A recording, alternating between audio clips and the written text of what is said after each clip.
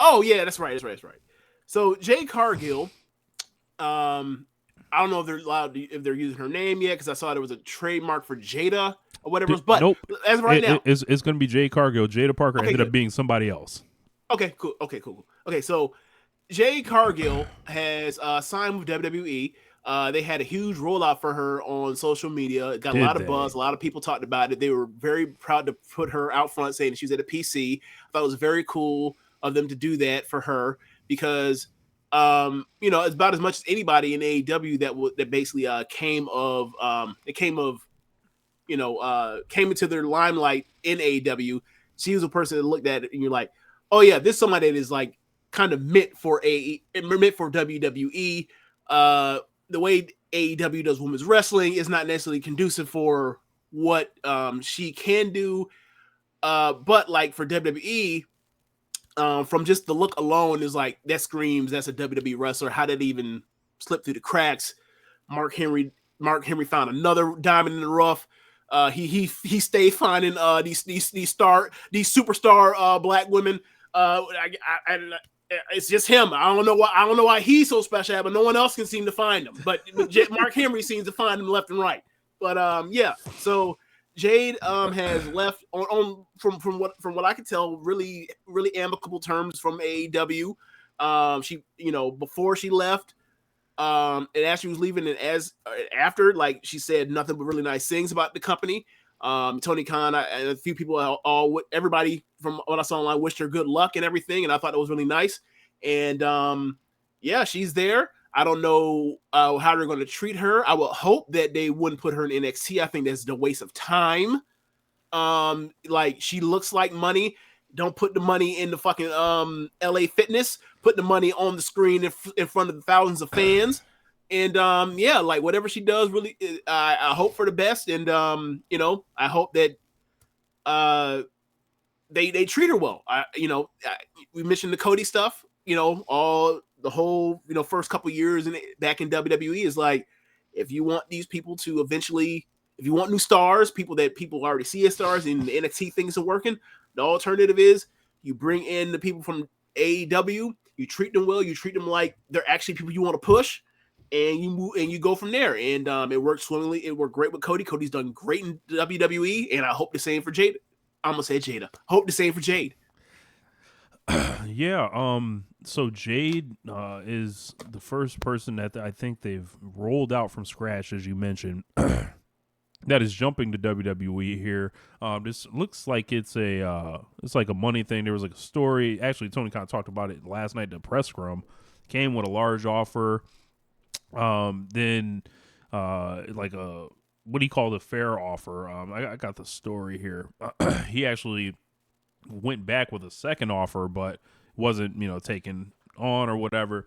But we did mention on this show we have real concerns about how AEW has what is their plan to actually increase the talent level of like the women's athletes. Like, what is the development like? There's limited time. There's not like an official kind of like system or anything. It's like kind of like get how you live. Um, I think she went about as far as she was gonna go in AEW, like with her current kind of skill. And I think this is a move that's gonna suit both parties. Because if you weren't going to use Jade anymore, like if you weren't going to, put her over, you're basically like, there's like about 5 people that they didn't like let her work with. She worked with pretty much everyone else. But if you weren't going to let her into that mix, it kind of keeps them clean. They never had to lose to her. They never had to beat her. And she essentially got pushed like, Ultimate Warrior, Bill Goldberg, anything like that.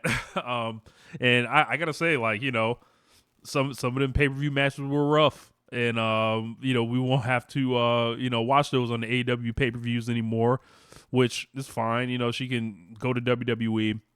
As you mentioned, I would not put her in NXT at all. As you mentioned, like, I don't know her capacity for like she was good enough to get to the level that she got. Is there another jump there? I don't know. But before the time is wasted, you need to start getting the things out of her, shining her up, smoke and mirror, throw her in the celebrity wrestling class where, you know, they basically roll you out for 3 days and then they can teach you a match or whatever. And also the pressures aren't going to be the same. Like, people aren't going to be counting on her to become a great wrestler in WWE. They want her there for other reasons. AEW, she was always going to have this pressure of, you know, having to, you know, eventually develop into something just because of how she's looked at in particular. Not all the women have this kind of pressure that Jade did. You know, I think it was cool. I got to do like a song for her for the Who We Are, you know, part 1 part. So like, can you repeat that word again? What word? You got to do a what for her? A song. Okay, I heard something different than rhyme with song, and I was like, wait, what? Okay. Oh, nah. Okay. I got to do you know, make some music. So that song is a historical artifact now, so that's pretty cool. But yeah, wish her nothing but the best, and I think, you know, there's a lot of opportunity to program her against people. I am worried about her promos in WWE because they didn't let her talk for more than 30 seconds for a reason in AEW. So maybe the scripting will help. Maybe I don't know. She, like, if you think about Jade, I think she really maximized a lot, you know, of what she could do being a rookie pro wrestler from the jump and having a limited skill set. Great look, all-time look.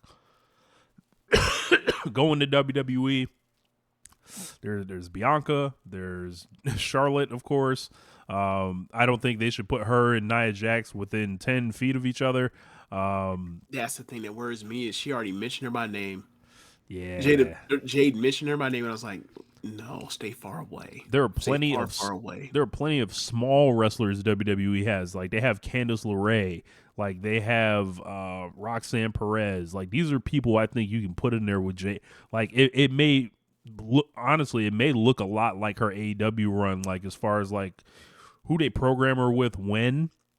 And I think you just pull the trigger on one big match at a time. But until then, you keep her in there with your Candaces, or hell, you know, y'all gonna hate to hear me say it, but Natalya. Who's gonna be better than Natalya to work with her? Yeah, Dakota. Yeah. So, you know, another reason why I feel that she should be on the main roster is because of the experience level. If you're in the PC, you're in NXT. What do you get? How much you get to work? Like, if she's on the main roster, she's doing house shows, she's wrestling, you know, 2-3 times a week. She should, in theory, it should be more beneficial for her to actually get better in the ring as opposed to she's in Orlando. She's doing mat drills. She's one of the 50 people in the 7 rings, you know. So yeah, I think this is better for her to develop. Like, we've seen people that were green as grass get to the main roster, start getting dates, start getting special matches made for them, and they have better matches you would have expected coming in. Like, remember Braun Strowman when he first came in? Yeah, that man. And his whole entire rule was, you're the big monster, not supposed to ever fall, never supposed to leave his feet. And he kept falling and clumsily leaving his feet. And then all of a sudden, you know, by the time we got to 2017, him and Roman were having some really fun, you know, gimmick matches or whatever else. So yeah, like, being on the road and having real matches, opposed to being there at PC, you're going to get better. Like, you know, obviously we got all the jokes in the world for the PC and NXT and all that kind of stuff at this point, and the lack of success as far as building or making better workers in the ring. But trial by fire, throw her ass out there in the house shows, have her in there with Candice and Dakota and Natalya and whoever else, and we'll see soon enough. Like, I believe in her. I believe she has that drive to get good enough to where, like, the rest of the stuff will overtake everything. Like, she ain't given that look, right? She ain't gotta become Manami Toyota. She ain't gotta be Suzuki. She's gotta be just passable. There's a dollar sign on her forehead, like Lisa say. Yeah. So yeah, all she has to be is good enough, and I feel like, you know, over the next year, 2 years, she'll get there. Yep. So I guess moving forward.